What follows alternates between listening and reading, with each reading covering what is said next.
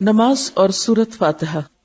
رسول اللہ صلی اللہ علیہ وسلم نے فرمایا، لا صلاۃ لمن لم یقرأ بفاتحۃ الکتاب، جس شخص نے نماز میں سورت فاتحہ نہیں پڑھی اس کی نماز نہیں۔ یہ حدیث بخاری کی ہے۔ تو اس سے کیا پتہ چلتا ہے کہ نماز میں خواہ آپ اکیلے پڑھ رہے ہوں یا پھر جماعت کے ساتھ، مقیم ہو یا مسافر، فرض پڑھ رہے ہیں یا نفل، کوئی بھی نماز آپ پڑھ رہے ہیں تو اس میں سورت الفاتحہ پڑھنا ضروری ہے۔ اس سے یہ بات بھی پتہ چلتی ہے کہ کوئی بھی شخص جو مسلمان ہو اس کے لیے قرآن کا ایک حصہ ہر صورت میں سیکھنا لازم ہے، الا یہ کہ وہ بالکل ہی معذور ہو۔ معذور میں کون آتے ہیں؟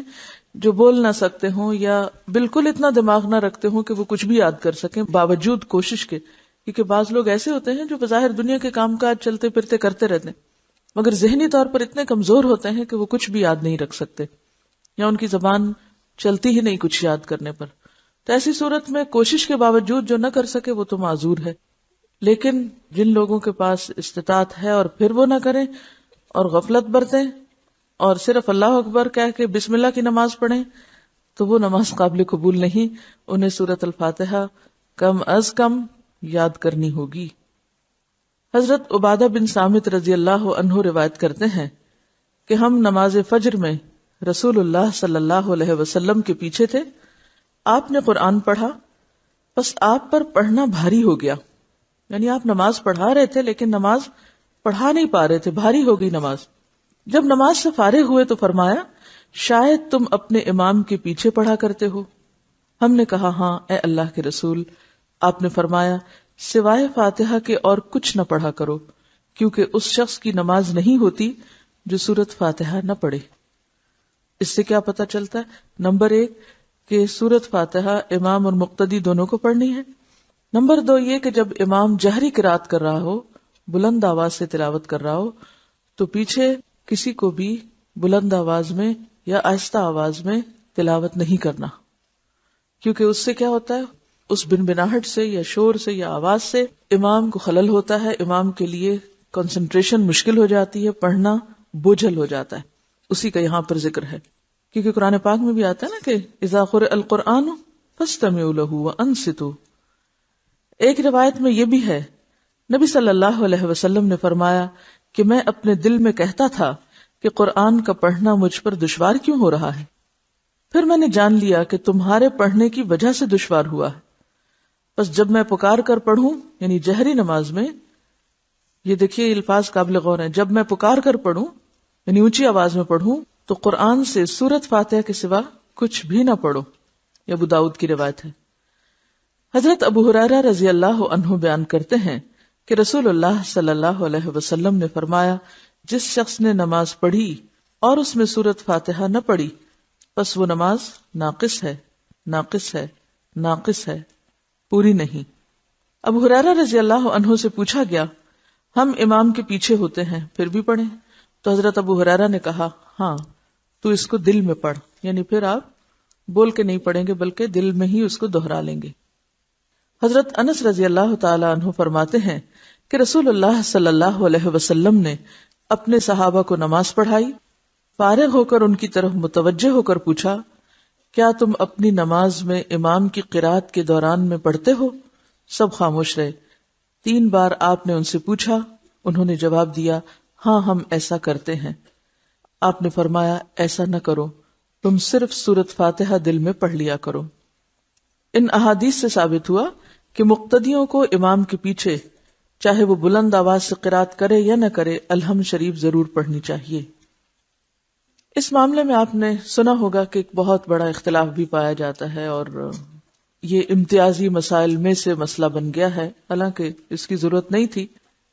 ایک دوسرا فریق ہے جو یہ کہتا ہے کہ سورۃ فاتحہ بھی نہیں پڑھنی چاہیے، کیونکہ قرآن پاک میں آتا ہے وَإِذَا قُرِئَ الْقُرْآنُ فَاسْتَمِعُوا لَهُ وَأَنصِتُوا۔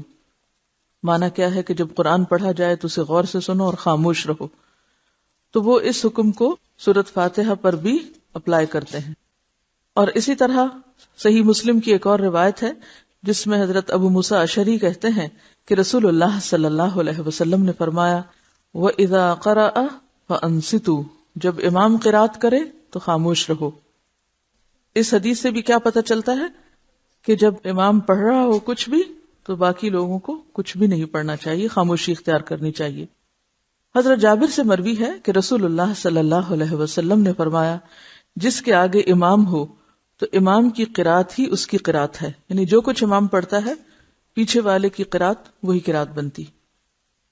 اب دونوں طرف دلائل ہیں اور عام طور پر اختلاف پھر یہیں سے شروع ہوتا ہے۔ اب سوال یہ پیدا ہوتا ہے کہ دونوں طرح کی احادیث میں باہم موافقت کیسے پیدا کی جائے، کہ جب ایک جگہ پر آتا ہے کہ نماز ناقص ہے جب تک نہ پڑھیں، اور دوسری جگہ پر آتا ہے کہ امام پڑھ رہا ہو تو خاموش رہیں، تو اس میں ان دونوں کے درمیان تطبیق یوں کی گئی ہے کہ یہ جو پہلی قسم کا حکم ہے یہ عام ہے، حکم عام ہے، یعنی نماز کے اندر یا نماز کے باہر جب امام جہری قرات کر رہا ہو تو سب کو خاموش ہو کر سننا چاہیے۔ لیکن سورۃ فاتحہ اس میں خاص ہے، یعنی اس کی تخصیص ہے، کیونکہ آپ صلی اللہ علیہ وسلم نے خاص طور پر اس کے پڑھنے کا ذکر فرمایا ہے۔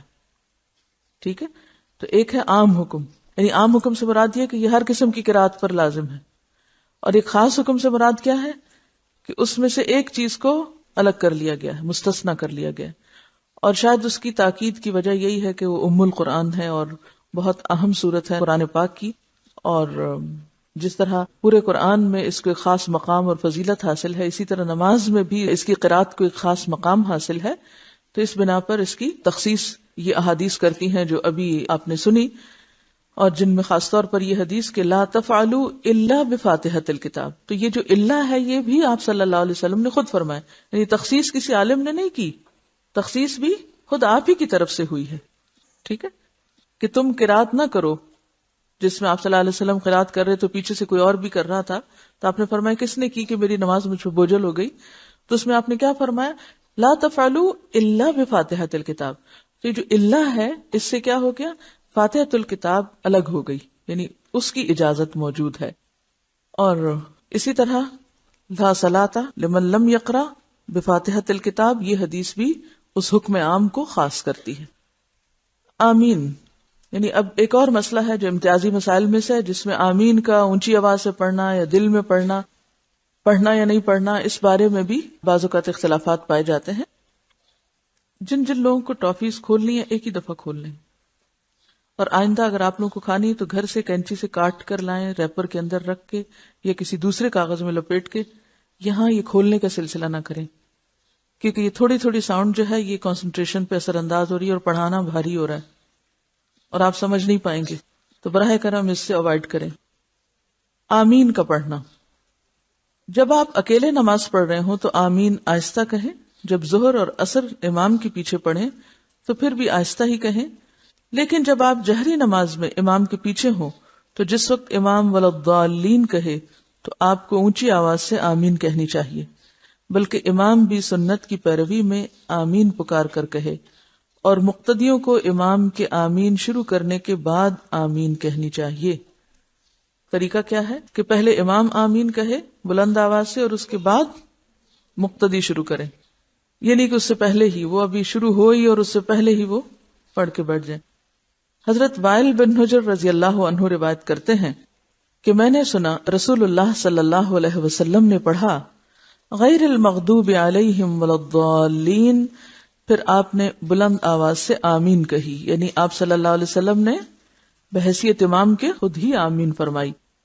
حضرت ابو ہریرہ رضی اللہ عنہ کہتے ہیں کہ جب رسول اللہ صلی اللہ علیہ وسلم غیر المغضوب علیہم ولضالین پڑھتے تو آپ کہتے آمین، اس طرح کہ پہلی صف میں آپ کے ارد گرد کے لوگ سن لیتے، یعنی آپ جب آمین کہتے تو شروع کے جو لوگ تھے آپ کے قریب کے لوگ وہ اس کو سن بھی سکتے تھے۔ حضرت ابو ہریرہ رضی اللہ عنہ فرماتے ہیں کہ رسول اللہ صلی اللہ علیہ وسلم نے فرمایا جب امام آمین کہے تو تم بھی آمین کہو، جس شخص کی آمین فرشتوں کی آمین کے موافق ہو گئی تو اس کے پہلے سب گناہ معاف کر دیے جاتے ہیں۔ تو اس سے کیا پتہ چلتا ہے کہ نماز میں جب سورۃ الفاتحہ پڑھی جاتی ہے تو امام بھی آمین پڑھتا ہے، مقتدی بھی پڑھتے ہیں اور فرشتے بھی پڑھ رہے ہوتے ہیں، کیونکہ نمازیوں کے اوپر فرشتوں کا سایہ ہوتا ہے اور وہ بھی اس میں ان کے ہم نوا ہوتے ہیں اور شریک ہوتے ہیں۔ تو یہاں کیا فرمایا کہ جب امام آمین کہے تو تم بھی کہو، جس کی آمین فرشتوں کی آمین کے موافق ہو گئی تو اس کے گناہ معاف ہو جاتے ہیں۔ امام ابن خزیمہ اس حدیث کی تشریح میں فرماتے ہیں، اس حدیث سے ثابت ہوا کہ امام اونچی آواز سے آمین کہے، کیونکہ نبی صلی اللہ علیہ وسلم مقتدی کو امام کی آمین کے ساتھ آمین کہنے کا حکم اسی صورت میں دے سکتے ہیں جب مقتدی کو معلوم ہو کہ امام آمین کہہ رہا ہے۔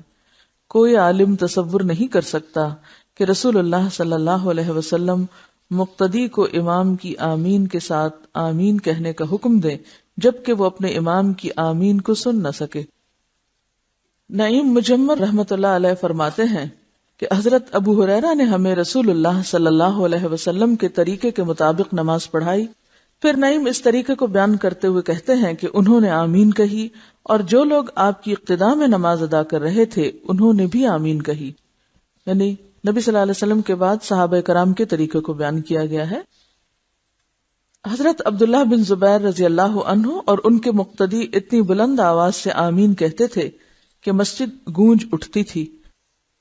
اکرمہ رحمہ اللہ فرماتے ہیں، میں نے دیکھا کہ امام جب ولضالین کہتا تو لوگوں کے آمین کی وجہ سے مسجد گونج جاتی۔ عطا بن نبی رباح رحمہ اللہ فرماتے ہیں، یہ تابعی ہیں، میں نے 200 صحابہ کرام کو دیکھا کہ بیت اللہ میں جب امام ولضالین کہتا تو سب بلند آواز سے آمین کہتے۔ کسی کو عطا بن نبی رباح کا پتہ ہے کہ کون ہے؟ کچھ تھوڑا سا جانتے ہیں؟ یہ جو کتاب ہے نا حیات تابعین کے درخشاں پہلو، اس میں پہلے نمبر پر انہی کا واقعہ۔ عطا بن نبی رباح نہ صرف یہ کتابی ہیں بلکہ حرم میں مستقل طور پر کئی سال رہے، اور جب یہ وہاں پر موجود تھے تو یہ حکم جاری ہوا تھا کہ ان کے سوا کوئی اور فتویٰ نہ دیا کرے۔ یہ بہت بڑے عالم بھی تھے۔ رسول اللہ صلی اللہ علیہ وسلم نے فرمایا، جس قدر یہودی سلام اور آمین سے چڑھتے ہیں اتنا کسی اور چیز سے نہیں چڑھتے، بس تم کثرت سے آمین کہا کرو۔ ابن ماجہ کی روایت ہے۔ شاید آپ کے ذہن میں یہ سوال آ رہا ہو کہ خود ان کی اپنی ہمز کے آخر میں آتا ہے آمین، AMIN، تو پھر اگر ان کے ہاں موجود ہے تو پھر وہ ہم سے کیوں چڑھتے ہیں؟ کسی کے پاس ہے جواب اس کا؟ یعنی اس حدیث میں جو بیان کیا گیا ہے کہ جس قدر یہودی سلام اور آمین سے چڑھتے ہیں، کیا ان کے یہاں سلام نہیں ہے؟ سلام ہے نا ان کے یہاں، کیا بولتے ہیں؟ ہاں، شالوم یا کچھ اس طرح کا لفظ بولتے ہیں۔ آمین بھی ہے، AMIN لکھا ہوتا ہے۔ چڑ کس چیز کی ہے؟ غور کیجیے۔ اصل میں آپ کو آبزرویشن کا طریقہ سکھا رہی ہوں کہ جب ہم بعض اوقات آبزرویشن کرتے بھی ہیں تو ہم اس سے نتائج کوئی دور پار کے لے آتے ہیں جس کو اس سے کوئی تعلق نہیں ہوتا۔ بات یہ ہے کہ نمبر 1، سلام اس طرح عام نہیں ہے جس طرح مسلمانوں کو عام کرنے کا کہا گیا۔ مثلا یہود اور مسلمان جو تھے مدینہ میں ساتھ ساتھ رہتے تھے، بازاروں میں عام طور پہ بہت مکسڈ اپ تھے، لین دین تھا، یعنی ایک کمیونٹی تھے۔ اب ہوتا یہ ہے کہ ایک کمیونٹی میں ایک پہلے سے گروہ ہے جس کے پاس دین ہے، جو اہل کتاب ہیں، جو لٹریٹ پیپل ہیں، پڑھے لکھے ہیں، وہ سمجھتے ہیں سارا دین ہمارے پاس ہے، مذہبی طبقہ ہے وہاں کا، ٹھیک ہے۔ اب یہ نیو بورن مسلمز ہیں، نئے نئے مسلمان ہوئے مدینہ میں، وہ صرف دین پہ فخر کر رہے ہیں اور یہ عمل کر رہے ہیں۔ اب یہاں کیا ہے کہ اس کمیونٹی یا مسلمان برادری کے لوگ جو ہیں وہ آپس میں ایک دوسرے کو جہاں ملتے ہیں کیا کرتے ہیں؟ سلام، وعلیکم السلام، سلام۔ آپ کو پتہ صحابہ کرام کتنا سلام کیا کرتے تھے؟ اگر درخت بھی آ جاتا تھا راستے میں اور اس کے بعد پھر ایک دوسرے کے سامنے تو پھر سلام کر دیتے تھے۔ اب وہ اس بات سے بہت چڑھتے تھے کہ ان کی اتنی آپس کی محبت ہے، اتنی محبت ہے ان میں، تو مسلمانوں کی باہم محبت اور باہم ایک دوسرے کو سلام کرنا ان کو تکلیف دیتا تھا۔ اب تو خیر ان کو تکلیف نہیں دیتا کیونکہ ہم کرتے ہی نہیں ہیں۔ تو سلام کیا ہے؟ اسلامی شعار میں سے پہلا شعار، پہلی پہچان۔ تم جنت میں جا ہی نہیں سکتے جب تک کہ تم آپس میں محبت نہ کرو، محبت کر ہی نہیں سکتے جب تک کہ افشوا السلام بینکم نہ کرو۔